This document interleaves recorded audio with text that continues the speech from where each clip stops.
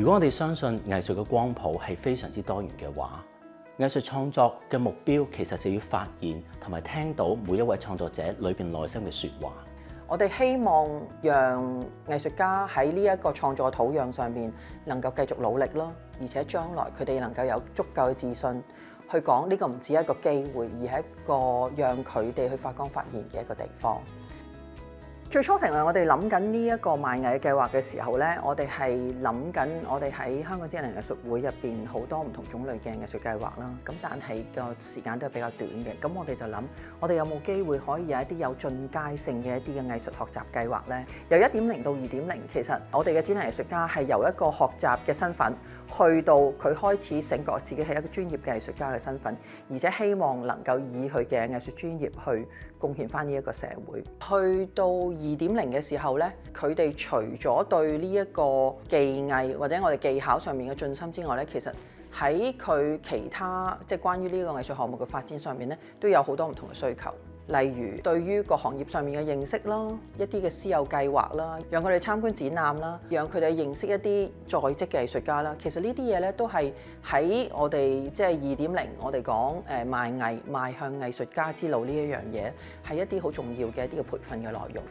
我哋都會將佢哋嘅作品展出啦，讓佢哋自己去介紹自己嘅作品啦。咁呢啲嘅唔同種類嘅一啲嘅氛圍，其實都讓我哋嘅展覽藝術家，佢哋對自己作為藝術家呢個專業咧，係增加咗自信，而且亦都讓佢哋係對咗前景係有咗希望嘅。呢個計劃裏邊特別嘅地方咧，就係佢係一個好長時間一個嘅藝術嘅浸淫同埋一個經歷。喺咁長時間有師同埋一啲參與嘅學員一齊嘅討論同埋經歷裏邊咧，我哋好想學員去到發現自己點樣判斷喺藝術創作過程裏邊嘅每一個部分。所以喺不斷嘅嘗試、不斷去到做作品嘅時候，佢哋再揾翻邊啲嘅作品可以變成一個最終可以表達到佢哋嘅一種嘅藝術嘅形式。賣藝2.0入邊，除咗我哋持續嘅藝術學習之外咧，其實有其中有一樣嘢，其實都係一個突破嚟嘅，就係我哋當中咧，我哋實行咗一個私有計劃。我哋邀請現職嘅一啲藝術家啦，咁就同我哋嘅展覽藝術家一齊合作，當中一齊去發掘一啲唔同嘅可能性。展覽藝術家同埋一啲現職嘅藝術家咧，其實當中咧，我哋喺配對嗰陣時咧，我哋都諗咗好多唔同嘅考慮，甚至乎有陣時我哋會專登揾一啲創作風格唔一樣嘅。咁呢啲嘅唔同嘅可能性咧，其實係讓藝術家係用一個唔同嘅方式去了解到底藝術嘅創作其實有幾多唔同嘅面向，而且呢啲面向都可以成為咗佢創作嘅養分。